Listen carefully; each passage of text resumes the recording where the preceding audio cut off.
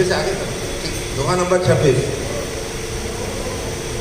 सेन सहित तब मान मथि बन उजार पुरजारी, कसरे 60 हनुमान कपी गयं जो तव सुत मारी। सियापति राम जय जय राम, मेरे प्रभु राम जय जय राम, करो कल्याण राजा राम। मंगल भवन अमंगल हारी, जय जय सीता राम हरे। द्रवहु सो दशरथ अजर बिहारी, जय जय सीता राम हरे।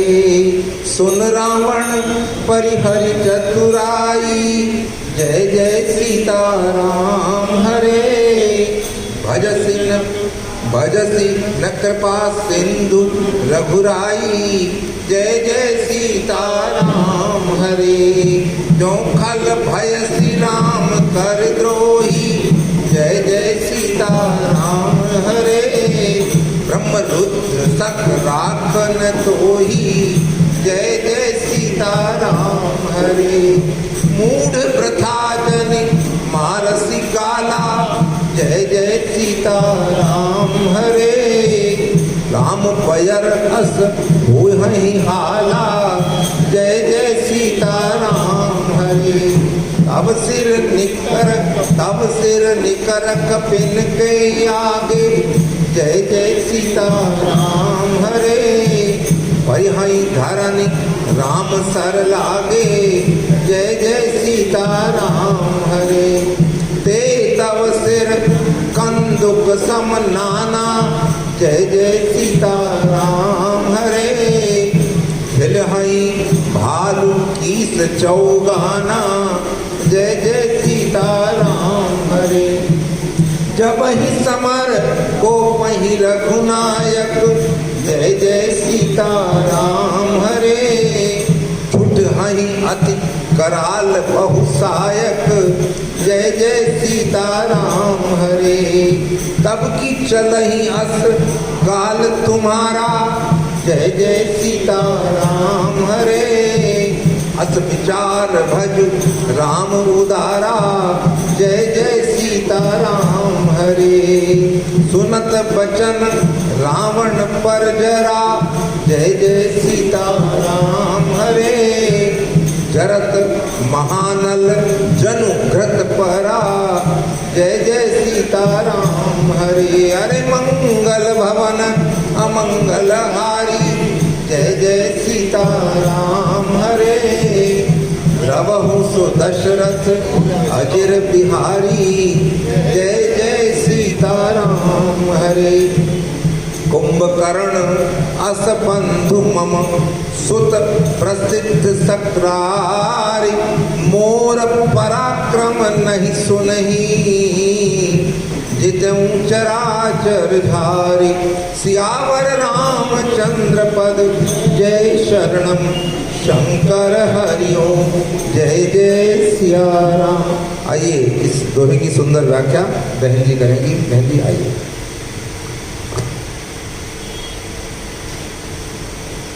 प्रणवौ पवन कुमार, कलबन पावक ध्यान घन।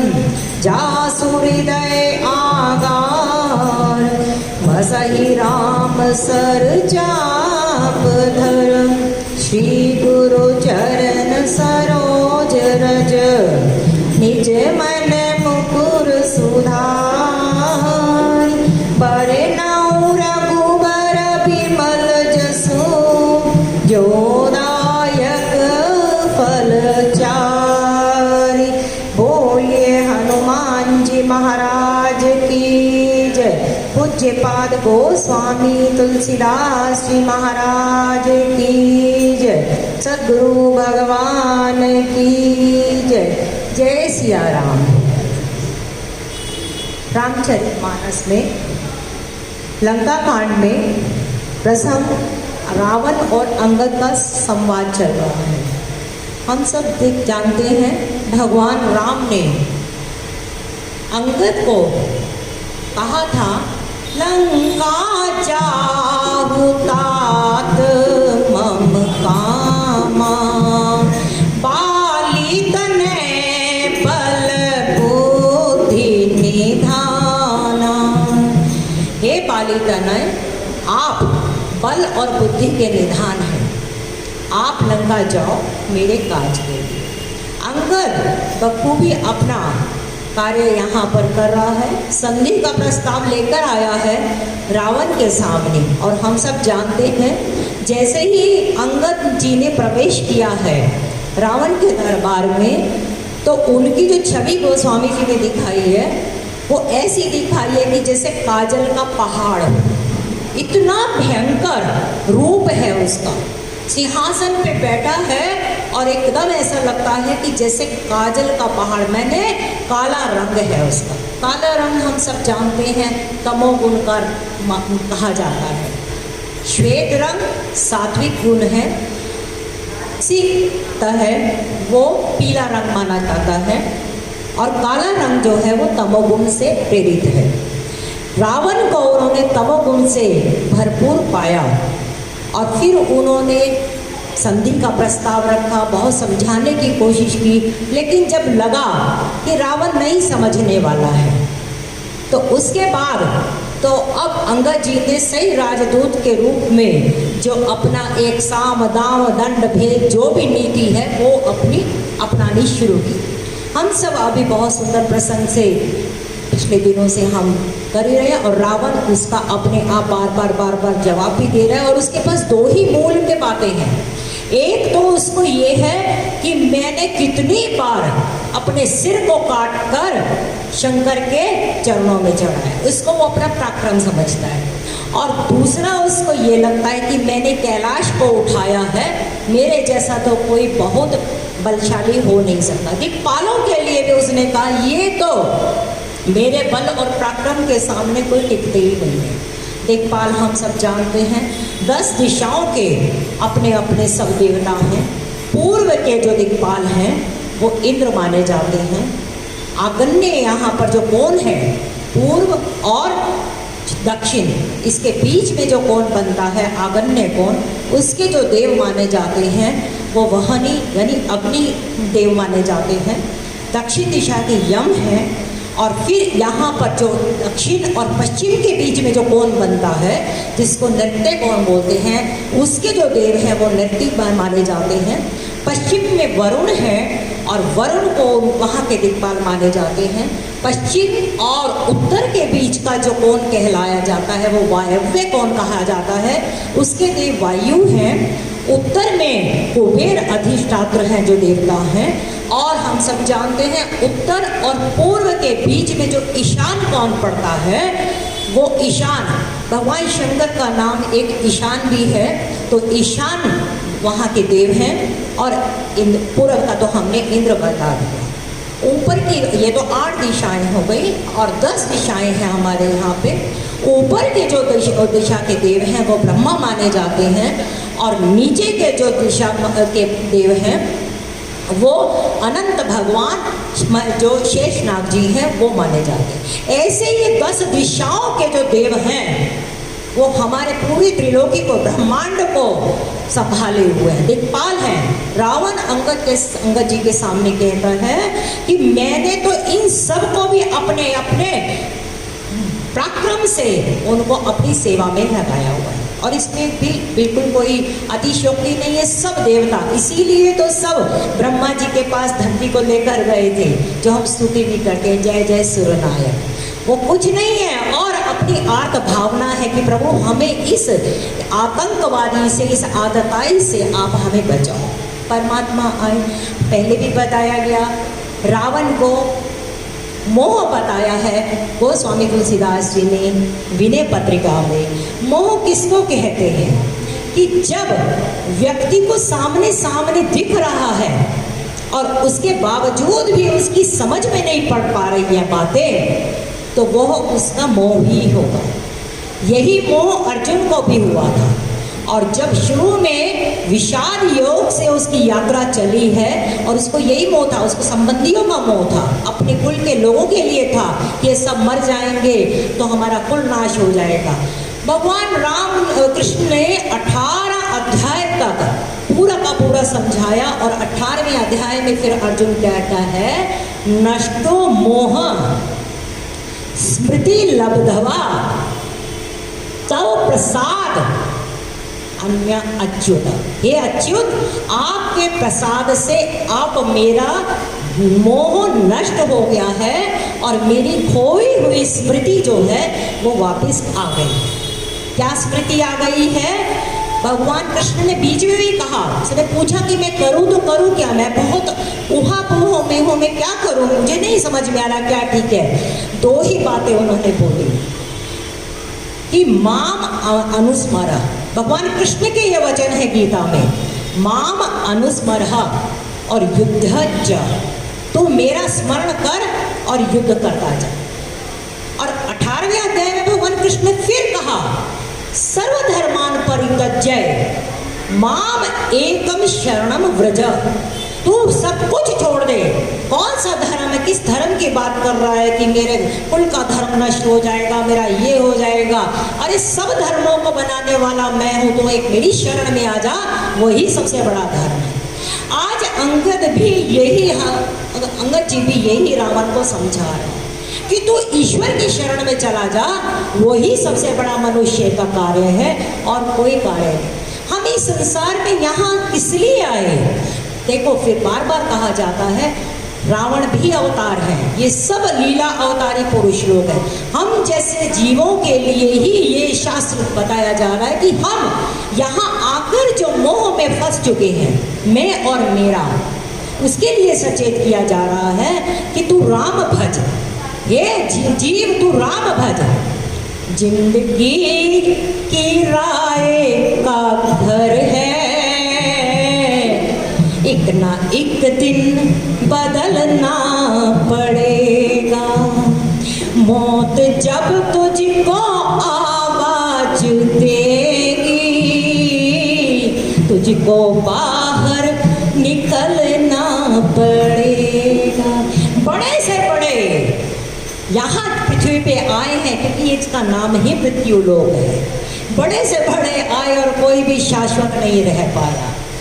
हनुमान जी के माध्यम से भी भगवान ने ये संदेशा भिजवाया है रावण को कि तू अपना ये मोह छोड़ दे। ये सीता मेरी है, ये लंका मेरी है, मेरे पास बहुत धन है, मेरे पास बहुत बल है, मेरे पास पराक्रम है, मैं दिक्पालों को अपने कंट्रोल में किया हुआ हूँ। ये सब तेरा अपना मोह जनित व्यवहार है, ये चीज तू इसको छोड़। देखो, गोस्वामी तुलसीदास जी ने रावण को मोह बोला है, ठीक है, अहंकार नहीं बोला। अहंकार अलग है। अहंकार जो है ना, वो तो भगवान शिव का स्वरूप बताया गया है। अहंकार की भी जरूरत है। जब ये प्रकृति जन्मी, प्रकृति की रचना हुई है, अहंकार उसके अंदर प्रकृति का एक मुख्य तत्व है। काम को भी भगवान ने गलत नहीं बताया। काम मैंने कामनाएं, हम सब जीव कामना से ही तो उत्पन्न हुए। हमारे माता जन्म है तू सब कह भी तू माता, माता पिता की कोई कामना रही होगी, इसी से ही तो हमारा जन्म हुआ। और अब हम कहे कामना रहित हो जाए, वो तो किसी किसी के ऊपर कृपा बरसती है तो ही होता है। को एक पाव भगति जीवी मोरी, लेकिन हम जैसे जीव कामना से रहित नहीं हो सकते। हाँ, लेकिन कामना करते करते हम अपेक्षाएं जो हमारे जीवन की हैं उसको धीरे धीरे हम कम करते चले। संसार के लोगों से आशा न किया करना, जब हो न कोई अपना, सिया राम कहा करना। आशा एक राम जी से दूसरी आशा छोड़ दी। कामना भी गोपियां गई हैं, कामना लेके ही गई है कृष्ण के चरणों में। कृष्ण ने जब कहा मैंने तो तुम्हें नहीं बुलाया, जब शरद रात्रि का जब रास होना है, खुद बंसी बजाई है उसने, सबको आवाज दी है, लेकिन जब आ गई गोपियां तो बोले मैंने तो नहीं तुम्हें बुलाया। कहते वंशी तो तूने ही बजाई है, तो हम कैसे नहीं नहीं अब तो तुम जाओ अपने अपने घरों में अपने अपने कर्तव्य कर्म को।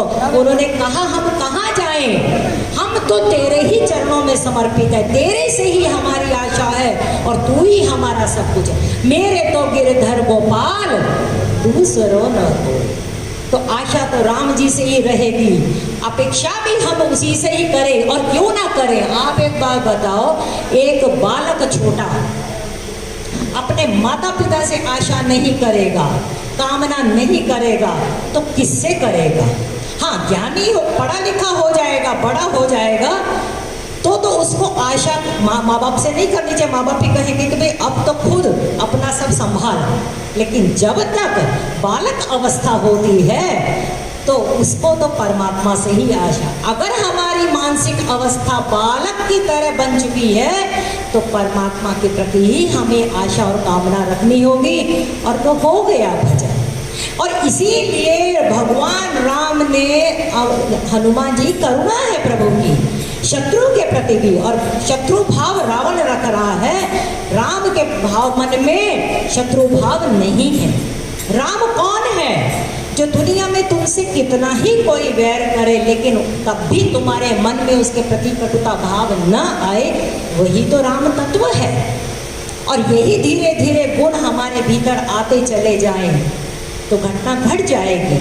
लेकिन सुन तो ले हम पहले, अंगद को हनुमान जी ने कितना विनयशीलता से रावण को समझाया, विनती करके, प्रभु कहकर। लेकिन अंगद है, युवान है, राजदूत है, उसने उसकी अपनी भाषा की शैली है, लेकिन मतलब उसका भी है कि कैसे तू बस राम की शरण में आ जा। बहुत संवाद चलता है, और जब उसने ये कह दिया कि नर कप भालू आहार हम ये वो नर के सामने तू मुझे कहता है जाने के लिए, तो अंगद को गुस्सा आता है और फिर वो पूछता है उस रावण से कि तू ये बता, राम मनुज कस रे सठ बंगा, बंगा मैंने उदंड, हे उदंड मूर्ख व्यक्ति, तू ये बता राम मनुष्य है क्या? तुझे दिखता नहीं? तेरे सामने सामने खर, दूषण, बाली, त्रिसरा, सहस्रबाहु को पराभव किया, परशुराम के गर्व को पराभव किया, और यही तो मोह का लक्षण है। सामने सामने सब कुछ दिख रहा होता है तो भी व्यक्ति उसको समझने को तैयार नहीं। सबको पता है कि इस संसार में हमारा यहाँ रहना कुछ काल का ही है, चला चली का मेला है, लेकिन तो भी हम कितना कितना आगे आगे की प्लानिंग करते हैं, और प्लानिंग करें तो करें, लेकिन उसी यात्रा में कितना लोगों के साथ हम राग द्वेष में फंसते चले जा रहे हैं, और जो बहुत घाटे का सौदा है। बाहर तक मामला हो, मन तक मामला हो, ज़्यादा घाटे का सौदा नहीं। ये जो चित्त तक बात चली जाती है, हमारे सॉफ्टवेयर में जब अंदर बात चली गई तो बहुत घाटे का सौदा है। वहाँ तो हरि भजन ही होना चाहिए। इसीलिए अंगद बार बार समझा रहा है कि तू राम को मनुष्य जान रहा है, तेरे सामने सामने परशुराम का गर्व उन्होंने खंडन करा। सबको ऐसे ऐसे लोग जिनसे तू पराभव हो चुका है उनको भी वो पराभव कर चुके, और तो भी तुझे जानते हुए भी समझ नहीं आ रही। और क्या यह हमारे जीवन का सत्य नहीं है? जानते बूझते भी कि सब चले जा रहे हैं यहाँ पर, लेकिन उसके बावजूद भी हम अपने आप को अजर अमर समझकर कितना कितना राग द्वेष पाल के बैठ गए यहाँ पर। हम भजन बहुत करते हैं, अंगद बोलेगा अभी अगली चौपाई में, चतुराई बहुत करते हैं। क्यों नहीं हमारा भजन सफल हो पा रहा? हम में अभी बहुत चतुराई है। गोस्वामी जी कहते हैं जो चतुर होता है वो परमात्मा को प्राप्त कर लेगा, लेकिन परमात्मा को चतुराई पसंद नहीं। तो यहाँ हनुमान जी, अंगद जी बोलते हैं कि राम मनुष्य है क्या? 13 प्रकार के यहाँ पे उदाहरण दिए हैं अंगद जी ने। कामदेव जो धनुर्धारी है, उसको सिर्फ तो धनुर्धारी समझता है, काम परमात्मा की विभूति है।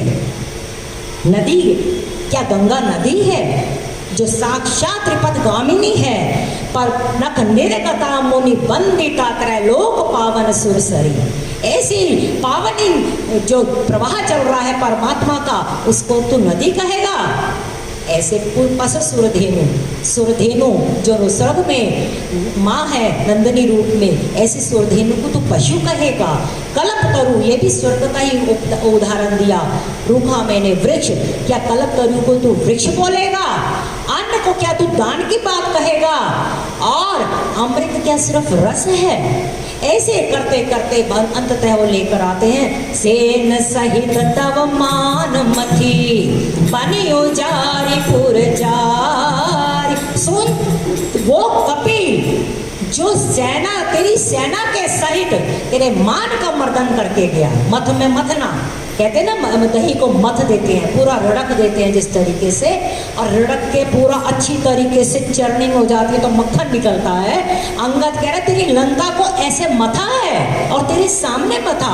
तू कहता है दिक्पालों के सामने मेरा पराक्रम है, तेरी आंखों के सामने इस कपि ने आकर तेरे मान को मथा, तेरी सेना का हनन किया, तेरे वन को, प्रिय वन को उजाड़ दिया, पुर को तेरे जला दिया। कसरे सठ हनुमान कपि गयाऊ जो तव सुत मार। तेरे सुत को, अक्ष कुमार को मार के गया। ये सठ, तू उसको कपि बोलेगा? उस हनुमान को। अब देखो यहाँ पर अंगद जो है हनुमान जी का महिमा मंडन कर रहे हैं। अभी पहले ही 2 दिन पहले ही दोहों में तो उन्होंने ये बोला, ओहो वो छोटा सा कपि, वो तो हमारा यहाँ हरकारा है, उसमें तो हमें जाकर कुछ बता भी नहीं पाया, डर डर के वो पीछे पीछे रह रहा था। ये वाक चातुर्य है।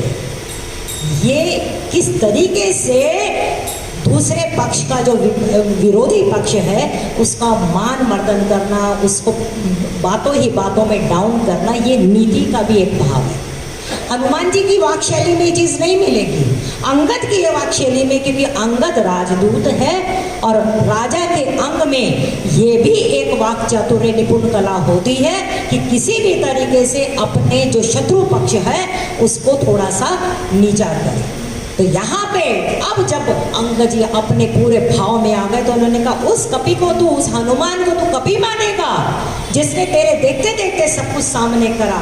और प्रयास अंगद जी का सिर्फ यही है कि कैसे भी करके ये मोह रूपी जो रावण है अपने इस मोह को त्याग दे। मंदोदरी ने कितना समझाया और क्या कहा, माया हास बाहु दिक्पाला, हे पति देव जिसका हास्य ही पूरी माया का विस्तार कर देता है, और दिक्पाल जिसकी बाहु है, विश्व रूप रघुवंश मणि, समस्त विश्व में जो व्यापक है।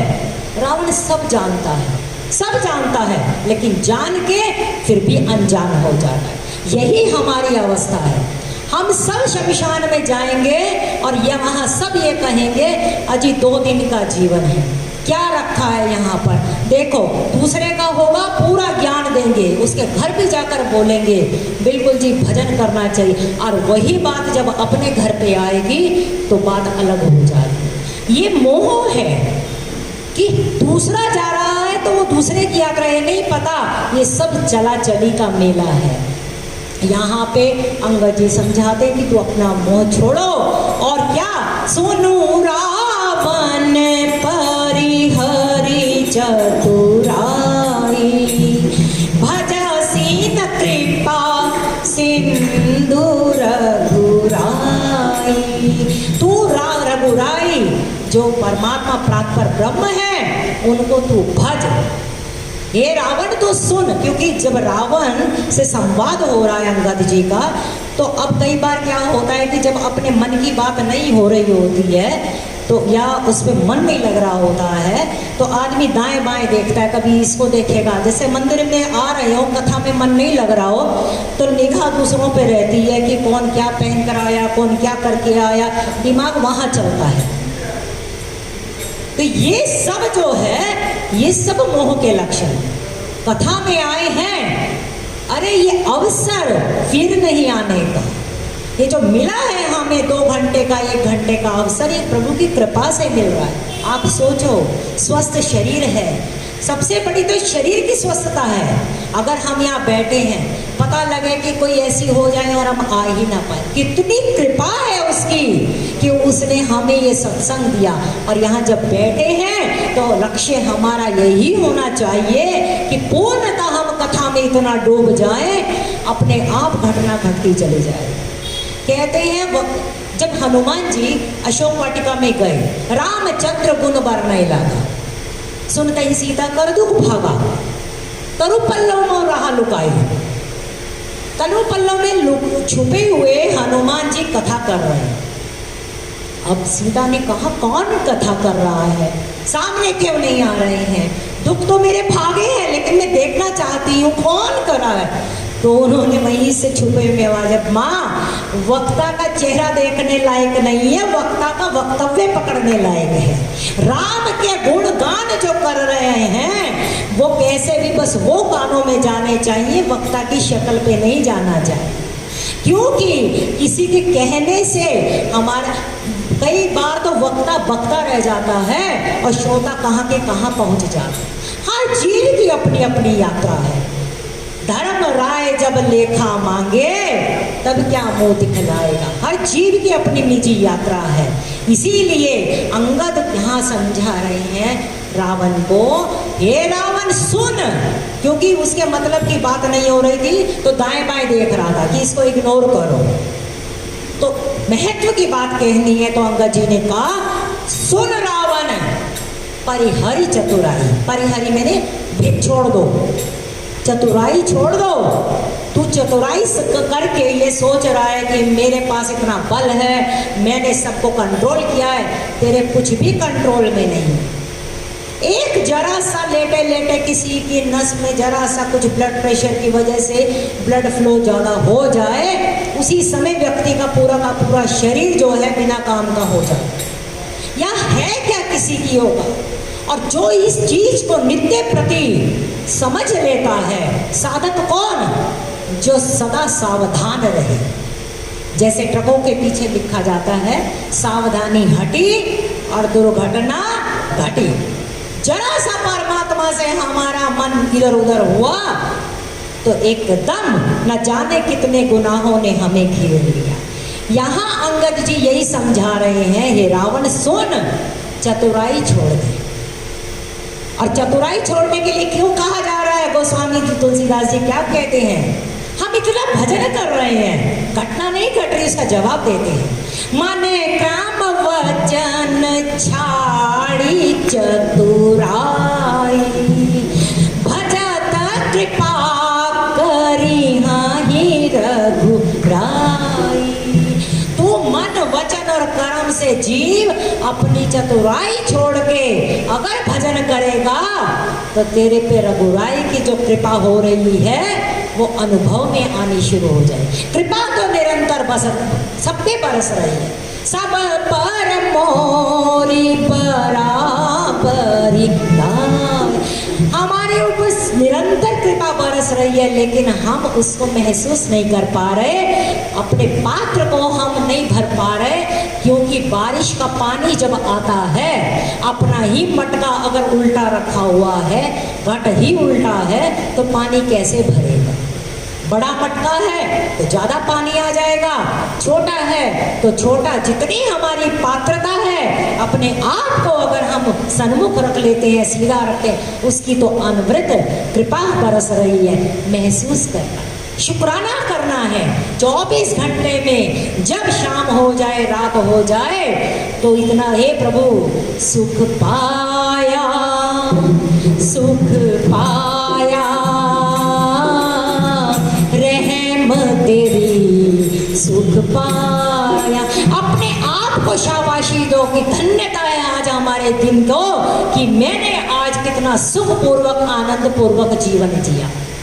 क्या हम ये प्रयोग रोज नहीं कर सकते कि आज 24 घंटे हम सिर्फ और सिर्फ परमात्मा के भजन में और आनंद में और बिल्कुल सुख में रहेंगे, हमें किसी की निंदा चुगली करनी ही नहीं। इसीलिए ये सब नियम यम बताए जाते हैं कि आप अपने यम नियम इतने बना लो कि और कुछ सुनने की सोचने की जरूरत है। ये मन और बुद्धि दो जिन हैं, इनको काम पे लगाए रखोगे तो ये लगे रहेंगे, और जरा सा खाली छोड़ा तो ये हमें ही खा जाएंगे। इसीलिए संतों ने नियमों की एक वो रखी। अब किसी ने प्रण ले लिया कि मुझे 11 बार हनुमान चालीसा करना ही करना है, किसी ने प्रण ले लिया मुझे 21 बार माला रोज की करनी करनी है। किसी दिन आप वो माला या हनुमान चालीसा न कर पाओ तो आप खुद ही देखना, आपको भीतर ही भीतर गलानी होगी, तो मेरा ये नियम छूट गया। लेकिन आप ये भी अनुभव करना, हनुमान चालीसा 11 बार अगर आप करते हैं तो मोटा मोटा 1 घंटा लगता है। 5 मिनट का अगर एक हनुमान चालीसा है तो 11 5 55 1 घंटा लगेगा। उस 1 घंटे में आपको और कोई विचार नहीं आएगा, और आएगा भी तो उसकी जिम्मेदारी खुद मत लेना। जब हम उस विचार के साथ भी जुड़ जाते हैं तो हम अपना मैं पना डाल देते हैं। भजन करते समय कुछ भी विचार आ रहे हैं, उसको साक्षी भाव से देखते जाएं तो हो गया भजन। पर हमारी चतुराई नहीं जाती। गोस्वामी तुलसीदास जी कहते हैं, ना हम मन से, ना हम वचन से, और ना हम कर्म से अपनी चतुराई छोड़ पा रहे हैं। इसीलिए वो कृपा जो होनी चाहिए, जो अनुभव में आनी चाहिए, वो हमारे पास नहीं समझ में आ पा रहे। मन वचन कर्म मतलब तीनों में तारतम्यता। आप लोग अपने अपने जीवन में हम खुद भी देख लें, वचनों में तो हमारे कुछ रहता है, मन में हमारे कुछ रहता है, और कर्म हमारे कुछ रहते हैं। किससे हम यहाँ पर छुपाते हैं? संसार को धोखा दे सकते हैं, परमात्मा को नहीं धोखा दे सकते। तोरा मन दर्पण कहलाए, तोरा मन दर्पण कहलाए, भले पूरे सारे कर्मों को देखे और दिखाए, तोरा मन दर्पण कहलाए। अपने मन को पता ही होता है कि मैं कितना प्रामाणिक हूँ, और परमात्मा को, ईश्वर को प्रेम प्यारा है, माया ना प्यारी है। कोई लाख संपत्ति लाए, बिन प्रेम प्रभु ना पाए।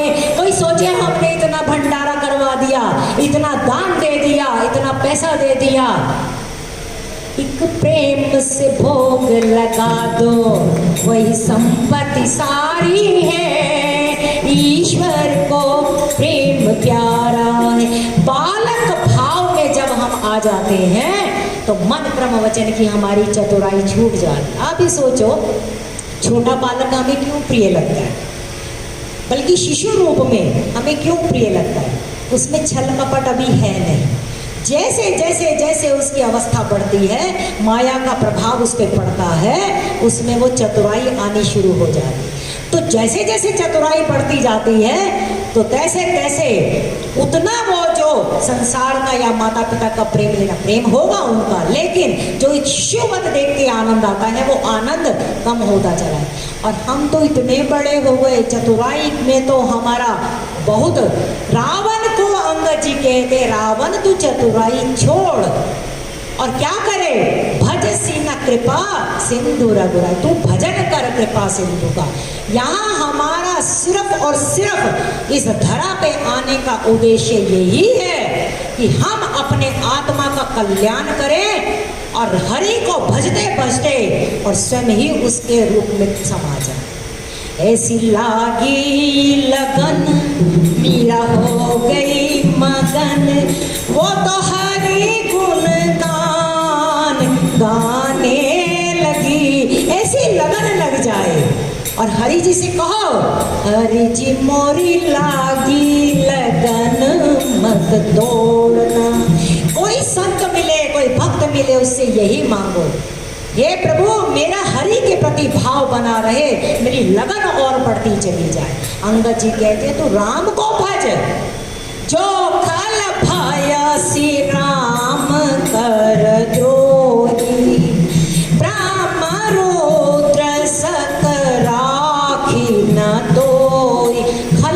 सठ कह रहे हैं, मूढ़ कह रहे हैं अंगद जी रावण को, क्योंकि जो राम को नहीं भजता है वो खल ही माना जाएगा, वो सट ही माना जाएगा।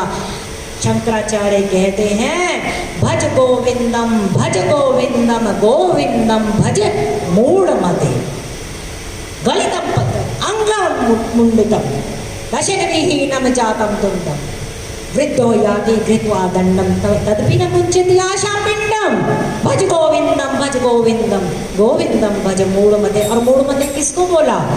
एक बहुत बड़े व्याकरणाचार्य थे, वो व्याकरणों की गलती निकाल रहे थे। देखा शंकराचार्य ने अवस्था उनकी 82 साल से ऊपर की वृद्धावस्था है, तो भी व्याकरण में पढ़े। उन्होंने कहा ये सब व्याकरण यही रह जाएगी, गोविंद को भज, जिसने गोविंद को नहीं भजा वो तो मूढ़ मते है। यहाँ सब रह जाना है, साथ तो अपने हरि भजन ही जाना है। जीवन में गोस्वामी जी कहते हैं कि बिनु हरि भजन न भव तरिए, यह सिद्धांत अपे। जितना मर्जी आप कुछ भी कर लो, ये सिद्धांत बना दिया है, अकाट्य सिद्धांत गोस्वामी जी कहते हैं उत्तरकांड में, हरि के भजन के बिना ये भव से नहीं तरा जाए। कोटि उपाय आप करो, जितना वो हमारा भजन बढ़े। कोई कहे हमसे भजन नहीं होता, हमारे विचार ऐसे है, कोई बात नहीं, चिंता की कोई बात नहीं, अपना भजन बढ़ाए जाओ। और भजन तो अपनी अपनी विधा है, अपनी अपनी कोई माला से करे, कैसे भी करे, लेकिन हरि को भजो। यही यहाँ पर अंगद जी समझा रहे रावण को कि तू अगर राम का द्रोही आज बना हुआ है तो हे खल, तुझे न ब्रह्मा जी न रुद्र, तेरे को कोई नहीं बचा पाएगा। जयंत के प्रसंग में आप देखो, किसी ने उसको बैठने का भी स्थान नहीं दिया जो परमात्मा से विमुख हो गया। यही दशा हम जीवों की होगी। वो यहाँ पर जंगल में भील काकोल की रात लोग बोलते हैं, राम कीन आपन जब ही ते भय भुवन भूषण तब ही थे। जब से राम ने अपनाया तब से संसार ने भी हमारे को भूषणवत हमारे को सम्मान दिया। राम को भजो, यही हमारे जीवन का उद्देश्य है। मूढ़ मृथा जनि मारसी गाला, राम बयरे अस होई हाला। अब चेतावनी दे रहे हैं अंगद जी, हे मूढ़, तो वृथा मैंने बेकार में अपने गालों को मत बजा, मैं ये हूँ, मैं वो हूँ, मैंने ये कर दिया, मैंने वो कर दिया। अरे अगर तू राम से बैर करेगा तो क्या तेरा हाल होगा, उसका बताते हैं। तब सिर निकर कपिन के आगे, परिहाहि धरनी राम सर लागे। जब राम के बाण लगने शुरू होंगे तो ये मूढ़, तेरे जो ये 10 के 10 सिर दिख रहे हैं जिससे तो अभी अट्टहास कर रहा है, ये 10 के 10 सिर कपियों के समूह के सामने ऐसे गिरे हुए पड़े होंगे। और कपि क्या करेंगे उसके, क्योंकि सिर तो 10 हैं और कपि तो असंख्य है वहां पर, तो क्या करेंगे। ते तब सिर कांदुक समनाना, खेली है भालू की से चौगाना। जब तेरे सिर यहाँ पर गिरे होंगे भगवान राम के बाण लगकर, तो वो जैसे गेंद होती है, जैसे मोटा मोटा समझ लो आप कि फुटबॉल का मैच होता है, तो फुटबॉल के मैच में जो बॉल होती है, एक लात मारते हैं तो इधर गई, दूसरे ने लात मारी, अंततः उसको गोल तक जाए। कितनी लाते और कहाँ कहाँ से वो खाती है। ऐसा ही उदाहरण अंगद जी दे रहे हैं, तेरे सिरों का ये हाल होगा। आज तू मुकुट पहनकर अपने आप को बहुत बड़ा समझ रहा है, लेकिन राम के बाण लगेंगे तेरी अवस्था वो होगी कि जितने ये भालू ये बंदर हैं वो सब तेरे सिरों को गेंद के समान खेलेंगे और तू उनकी खेलने की वस्तु बन चुका होगा। जब ही समर को पी रघु नायक, छूटिया ही अति कराल बहु सायक। अभी तक तो भगवान राम का क्रोध है नहीं, उन्होंने मुझे तेरे पास भेजा है संधि करने के लिए। लेकिन जिस समय अगर उनको कोप आ गया तो तेरी खैर नहीं है, ऐसी चेतावनी दे रहे हैं। गोरखपुर की एक भजन संग्रह है संतों का, गोरखपुर प्रेस वालों ने बनाया हुआ है। वो एक भजन संग्रह जिसका नाम ही चेतावनी पद है, और वो हम जैसे जीवों के लिए वहाँ सारे के सारे वहाँ भजन चेतावनी के लिए कि हे मूर्ख मन तू चेत, अभी भी समय है, अभी भी कुछ नहीं बिगड़ा, हरि को भज। ऐसे ही अंगद जी भी चेतावनी दे रहे हैं, जब राम का गुस्सा आएगा युद्ध के अंदर तो फिर तेरे और उनके बाण जब छूटेंगे तो तेरे को कोई बचाने वाला नहीं होगा। तब की चली ही असगाल तुम्हारा, अस बिचारी भजु राम उदारा। तब तेरे गाल, ये जो तू आज बजा रहा है, गाल बजाने का ये कहावत है, मुहावरा है गाल बजाना। गाल बजाने का मतलब जो बड़ी बड़ी बातें कर रहा है तू, कि मैं ये हूँ और मैं ये कर दूंगा, मैं वो कर दूंगा, ये गाल तेरे सब बजाने बंद हो जाएंगे जब राम का गुस्सा समर युद्ध में जब तेरे सामने होगा, तेरा बोलती बंद हो जाएगी। इसीलिए मैं कह रहा हूँ ये सब विचार करके हरि को भज, हरि को भज। यही अंगद जी का बार बार रावण से आग्रह है। रावण के माध्यम से हम जीवों को आग्रह कि अभी भी कुछ नहीं बिगड़ा, अभी भी तू राम को भज ले। तेरे से जो अपराध हो गया, लेकिन तू अभी भी समय भी रहता है, तू हरि को भज।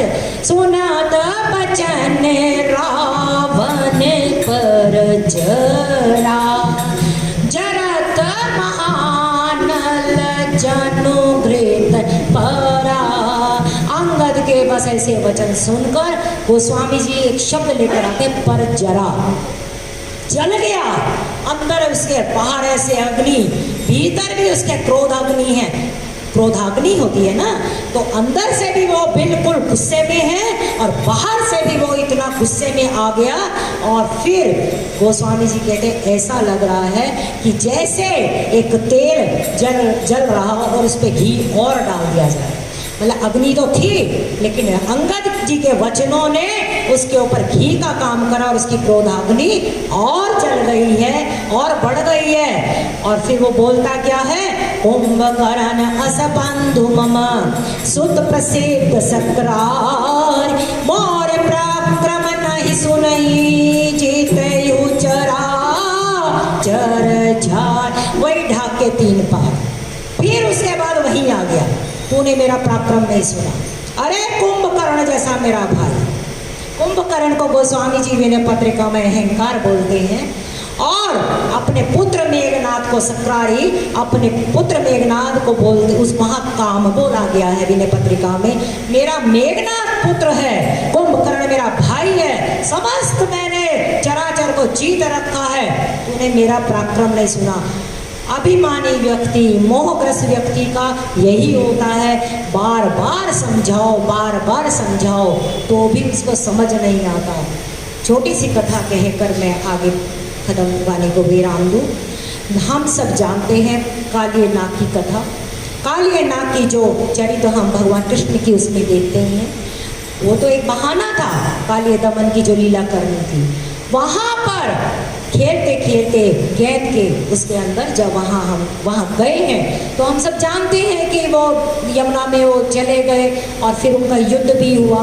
वहाँ पर जब कालिय नाग को भगवान कृष्ण ने मारने के लिए जैसे ही हाथ उठाया तो उसी समय जितनी नागनियाँ थी वो सब प्रार्थना करने लगी कालिय नाग की पत्नियाँ कि प्रभु आप मार सकते हो, कोई बड़ी बात नहीं है, लेकिन आप हमारे सुहाग को तो खत्म कर दोगे, आप इसका स्वभाव नहीं बदल सकते क्या?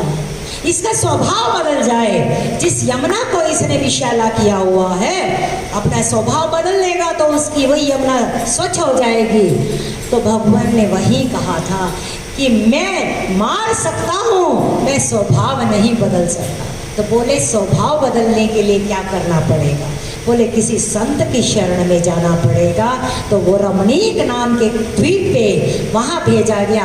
यहाँ गोस्वामी जी भी कहते हैं जब बहुकाल कर ये सतसंगा, तबई होई सब संशय भंगा। हमारा मोह रूपी संशय भी तभी जाएगा जब बहुत काल तक हमारा सत्संग होगा। हरि की अनंत कृपा है, हमें सत्संग मिला है तो हरि जी से